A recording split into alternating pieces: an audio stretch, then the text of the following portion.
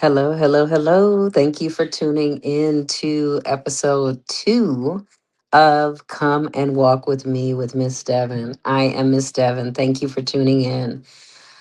Thank you. Thank you for all of those who have watched, or should I say, listened to my last podcast. Again, I am just being obedient with this podcast. So I am going to continue on with bringing out new episodes each week. If I am prompted to start doing them more often than weekly, I will make sure to do that. But let's get into today's episode. I do want to let it all be known every single episode that anything that I say in these podcasts is only of my personal opinion. My opinions are not a reflection of We MN Global or Women Empowered Minnesota.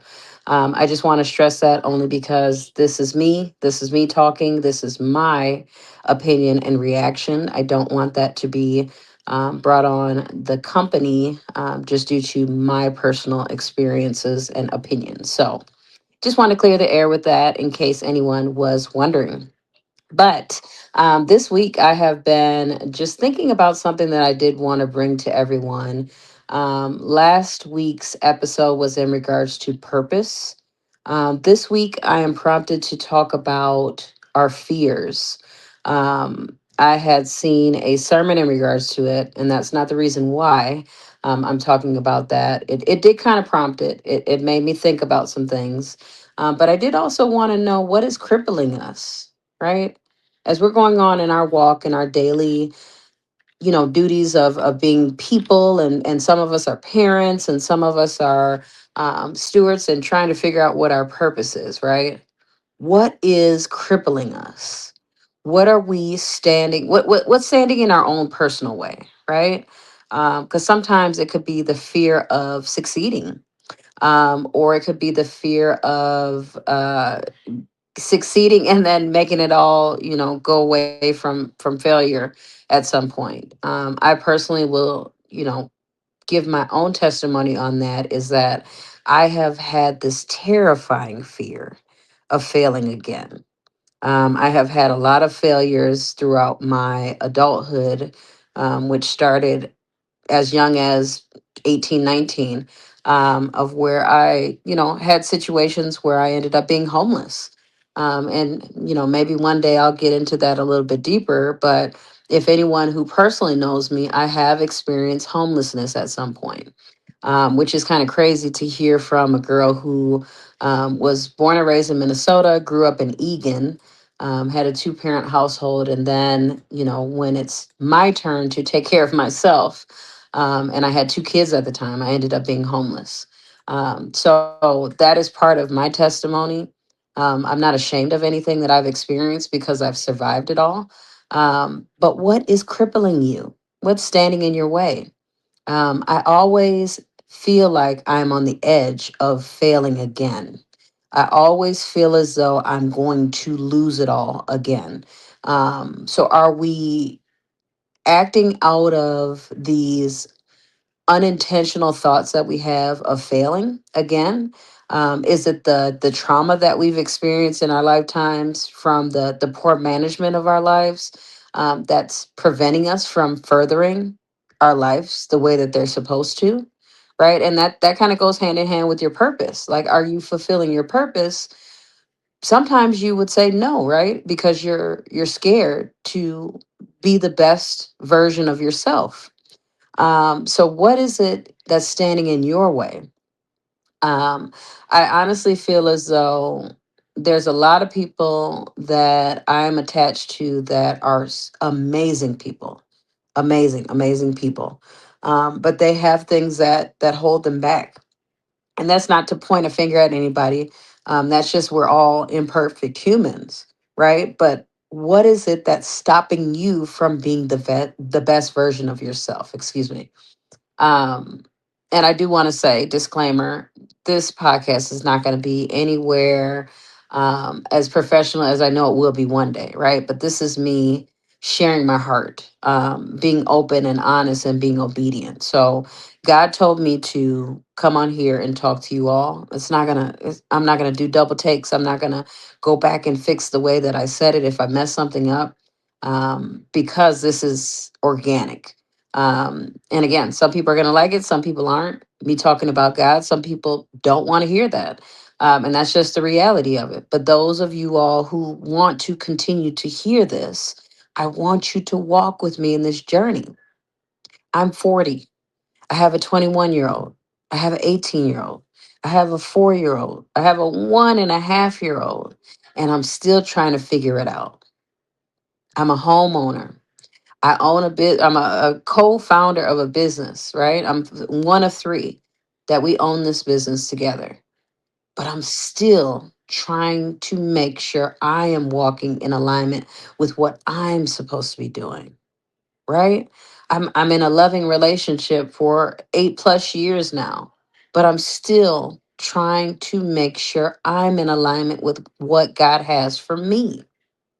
So when we think about what's standing in our way, that doesn't just go with, what your purpose is in life. It could be, how you steward your children, how you are as a friend, right? I've been thinking about that a lot lately is, am I really a good friend? Right? And I feel as though a lot of my trauma, a lot of the things that I've experienced throughout my lifetime has prevented me from being that great friend that I know I can be. And the only thing is that we can just do better once we realize it. But how many people have you affected and how many lives have you hurt because you weren't that good friend that you know you could be? Fallen short, excuse me. I've fallen short in so many people's lives only because I wasn't the best version of myself. I have friends that I love dearly, dearly, that I will never speak to only because the relationship was shattered at some point, right? That's not no shade on anybody, but it's just a reality of when you start to grow and you start to realize that you deserve better. That comes from friendships, relationships, that comes from family members. You have to put your foot down and have boundaries about certain things. And some people don't like those boundaries. And when you set those boundaries, that also goes back to you. Are you setting boundaries that are in regard to your future self, right? I used to live all different kinds of ways, do all different kinds of things with my lifetime. And now at 40, I'm claiming what I'm supposed to actually be doing. I'm no longer just going to go with whatever. I'm no longer going to allow people to treat me a certain kind of way, whether that be a friendship, whether that be a relationship, whether that be employers. So as we grow and as we learn more about ourselves and in this kingdom work that we're doing, right? Because we're all here for a purpose. And I won't touch into that again because, we talked about that before. But in this kingdom work, are you being treated the way you should be treated by those who are in your life? Because if you know you are a loving and kind person and you will do people a certain kind of way and you're not receiving that, that could also be stopping you from your purpose. That could also be stopping you from living out your unauthentic self. If you're not receiving the love you deserve, we're not settling for none of that no more. It's 2026. Why are we settling for anything? If I know I deserve a whole piece of pie and I only receive half, why would I settle for half? I've seen that there's whole pieces. I'm not taking half a pie no more. So I don't care how long you've had a relationship with someone or how long you've been friends with someone. If that is not serving you anymore, sometimes you have to count those things as losses and keep it moving. And that's just the reality of it. And that's just my perspective. But in 2026, I know that anybody who's listening to this podcast deserves the best of the best. God has granted all of us that. Not just me, not just, the next person next to you. Every single person deserves the best of the best. We are all his children, brothers and sisters. So why would we settle to be treated less than? Why would we settle for a job that we feel drained at? Why would we settle for a friendship that is not serving any purpose anymore? We can't do that. We have to stop settling for things. If you're in a job that is making you feel miserable every single time you go to it, start looking for something else. I'm not telling you to quit your job tomorrow, but I am telling you to start investing in yourself. If maybe you need to go back to school to be able to be something better and get a better job, go back to school. Go apply for a different job.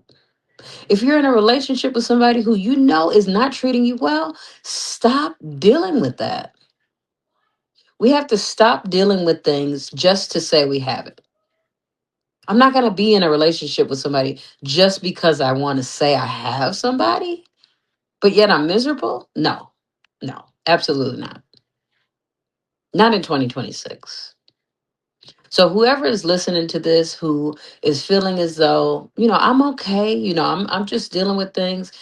Again, this is not shade to anybody. This is for you to step into what you deserve. This is your year. Stop standing in your own way. Stop settling. Stop feeling as though my past things that I've done disqualifies me for being loved correctly. My past things that I've done disqualifies me for having a great job or having great friends. That's not a true statement. Stop having those negative messages in your mind. Stop believing that you're not great. You're great, even with all your flaws, even with everything that happened to you in your childhood, even with everything that you're battling with right now. You still deserve the best of the best. So claim it. Stop settling. And I don't know who that's for, but I pray it reaches the correct ears. I pray that my voice makes you realize and get some type of confirmation like, you know what? She's right. Let me step it up. This year, let me go back to school. I don't care how hard it is, let me figure it out.